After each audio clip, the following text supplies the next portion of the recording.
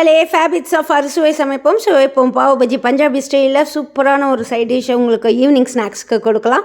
பசங்களுக்கும் ஹாலிடேஸில் வீட்டில் இருக்காங்க. ஸோ வாங்க ட்ரை பண்ணுவோம். இதை குக்கர் எடுத்துக்கோங்க, அதில் பட்டரை போட்டுக்கோங்க, ஆயில் போட்டுக்கோங்க, க்ரீன் சில்லிஸ் அண்ட் ஆனியன் இது நல்லா ஃப்ரை பண்ணுங்கள். கொஞ்சம் நல்லா ஃப்ரை ஆனோடனே ஜிஞ்சர் கார்லிக் பேஸ்ட்டு போட்டுக்கோங்க.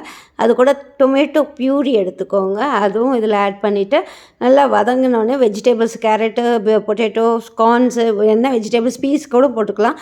சால்ட்டு போட்டுடுங்க. சால்ட்டு போட்டுட்டு நல்லா மிக்ஸ் பண்ணி விட்டுட்டு சிம்மில் வச்சுட்டிங்கன்னா கொரியாண்டர் பவுடர், அந்த red chilli powder and then garam masala இது எல்லாம் பவுடர்ஸும் மிக்ஸ் பண்ணிவிட்டு நல்லா இது பண்ணிட்டிங்கன்னா சாட் மசாலா இருந்தால் கூட சாட் மசாலா போட்டுக்கோங்க. இது நல்லா மிக்ஸ் பண்ணி கொஞ்சமாக தண்ணி ஊற்றி ஆஃப் கிளாஸுக்கு தண்ணி ஊற்றி குக்கரை விசில் விட்டு எடுத்திங்கன்னா சூப்பரான கிரேவி ஸ்மாஷ் பண்ணிக்கோங்க. கொஞ்சம் லைட்டாக சூப்பரான பாவ் பஜ்ஜி பாவு அந்த ரெடி ஆகிடுச்சு. கொரியாண்டர் லீஃப்ஸ் எல்லாம் போட்டுட்டு அப்படியே தனியாக வச்சுடுங்க. இப்போ ஒரு பட்டர் தோசை தவாவில் போட்டுக்கோங்க. கொரியாண்டர் லீவ்ஸ் போட்டுட்டு பாவ் பஜ்ஜி அந்த அந்த பன்னை வந்து லைட்டாக டோஸ்ட் பண்ணிக்கிறோம். டோஸ்ட் பண்ணிவிட்டு சூப்பரான சுவையான ஈவினிங்க்கான ஒரு சூப்பரான பாவ் பஜ்ஜி வீட்டிலே ஹோட்டலுக்கு போவோம், வீட்டிலே செஞ்சு பாருங்கள். லைக் பண்ணுங்கள், ஷேர் பண்ணுங்கள், சப்ஸ்கிரைப் பண்ணுங்கள். ஃபேபிட்ஸ் ஆஃப் அறுசுவை